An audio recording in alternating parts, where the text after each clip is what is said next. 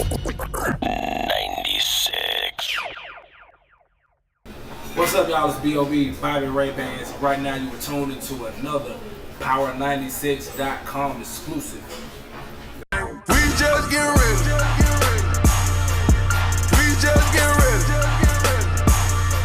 Anytime they come around, we ain't gonna let up on you. Hey, we just get Power 96, your boy CHOPZ. I'm here with Bobby Ray, B.O.B. What's up, man? How you feeling, sir? I'm doing good. Man, talk about this new album, Underground Luxury. It hasn't even come out yet. We just did a private listening party for our listeners. It was crazy. Yeah, How was it? it was dope, man. You know, I played a lot of records, man. I produced and I pretty much executively produced the whole project, man. And, you know, I collaborated with producers like Jim Johnson, DJ Toon, a lot FKI, a lot of producers, man. And so, this project is like leaping off the canvas how I wanted to. Okay. How did you come up with the name, Underground Luxury?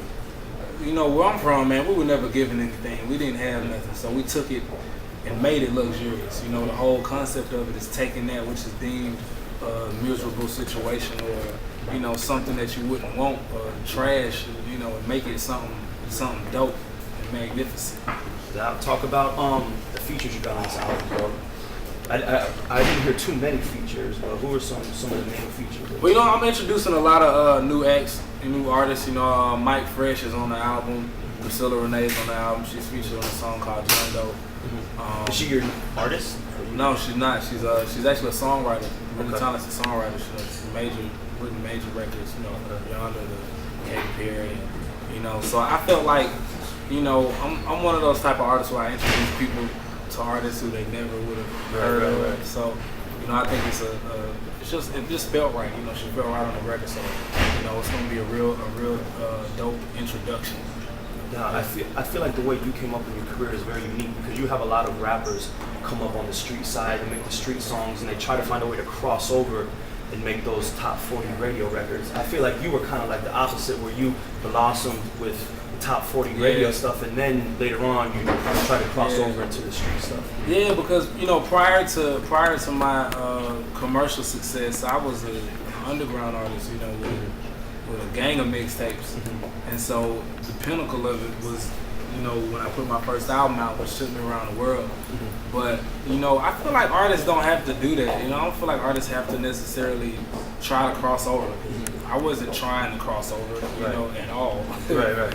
I think if anything, I was more worried about making it. I was recording in my apartment, before The Adventures of Bobby Ray came out. So, the transition was just amazing. So for me, I'm in my comfort, I'm in my element. I'm just doing what comes natural to me.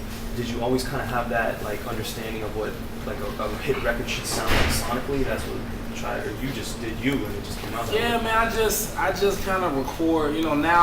Now I think I'm more conscious about what I'm doing. Like I know, I recognize my own flow and my own cadence and my own rhythms. And, because I produced a lot of the music, it gels together.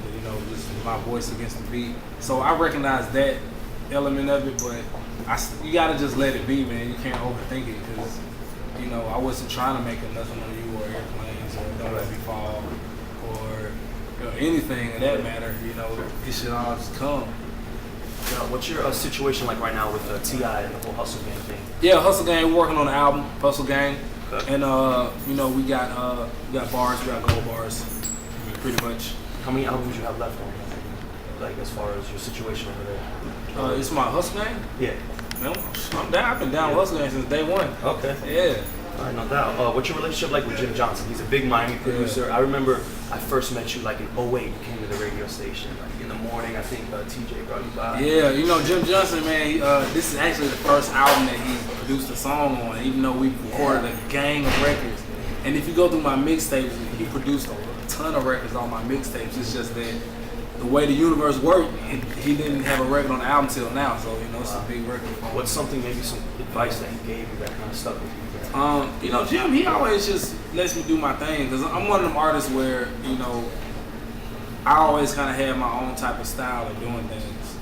And all Jim Johnson, Jim Johnson and Tip, they just let me do what I do. They may help me myself hone it and understand what I'm doing, you know, just to make it better. But you know, for the most part, the creative process is a delicate thing. You really gotta just let it be. You know, we gotta let it blossom how it does. Gotcha, man. You just recently celebrated a birthday. Yeah, man. November 15th, I turned a quarter century. I feel super old right now. Telling me, what did you do for your birthday? Anything crazy that you could tell the public? Nothing I can tell the public, but I assure you it was a very memorable time. Okay. The whole Kendrick Lamar situation. You dropped a Control verse. You came out with a response. What was your whole? How did you feel about that verse, by the way? Man, I thought it was a dope verse. Yeah, super dope verse. But you know, it's like you know, when you put something into the universe, there's always going to be a reaction. Right. And I had fun with my respondents. Yeah, I didn't really consider it a response. Yeah, but nah, man, it's all in the art of competition. You know, competition is art. Right. It propels the creative minds forward to be People step their game up, you know? Yeah. People took it a certain way. And so what I did was I say, okay, if that's what the bar is, I'm gonna rap this verse and I'm gonna do this guitar at the end. Do that. You see somebody do that. No doubt. Talk about this T-Pain track. I know it's not your record, it's his record, but you were on it. I feel like that record might bring T-Pain back. Like, that's what I'm thinking. And you work with Future, and I kind of look at Future and T-Pain. They have similarities as far as the auto-tune and hook guys. What are some similarities and differences between T-Pain and Future, like working with them? They both work really fast. And they both, you know, you put on a beat, they gonna come up with something instantly.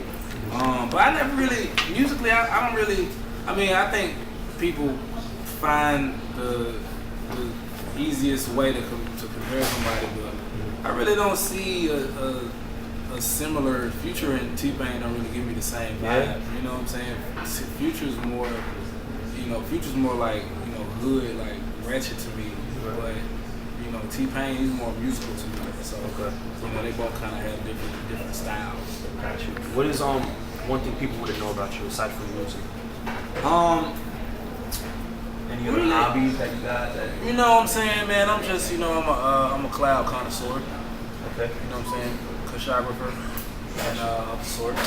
Work out, do push-ups. Push-ups, you know, I stay in shape. You know what I'm saying? That's pretty much how we do it. Now, what is any other ventures you're trying to get into besides rap? Yeah, acting. Acting. Yeah. Okay. You spent a lot of time in LA and stuff. Yeah, man. I actually did. I just did two appearances. One in Single Ladies and one on The Game. Okay. Yeah. That new movie, what is it? Best Man. You know what I'm talking about? Yeah. I took one of my girls to that. She cried. Anyway. Yeah. Emotional. Yeah. No, it worked. But it worked. It worked. That's all I need to know. You got points. Man. So who do you want to work with as far as like that you haven't worked with so far? Honestly, you know, and I get asked this question all the time, but I don't really. I work with everybody who I want to work with. You know, just as far as reaching out to people to try to make something happen. But you know, I'm just about the music. You know, people. A lot of artists nowadays are just about the power move or the strategic. You know, trying to work with someone to be relevant. You know what I'm saying? For me, it ain't about that. You know what I'm saying? You know, when I did Nothing on You, no one really knew who Bruno Mars was. You know what I'm saying? It was like it was about the music. So that's what I'm always about. So you know, whoever trying to make music, that's who I collaborate with. Got you in here. Now, B.O.B. Underground Luxury. When does it drop? December 17th. December You 17th. can pre-order it right now on iTunes. And when you pre-order it on iTunes, you get 4 tracks instantly. Does it get better than that? I appreciate Underground, you, man. right on, sir. Pow, pow.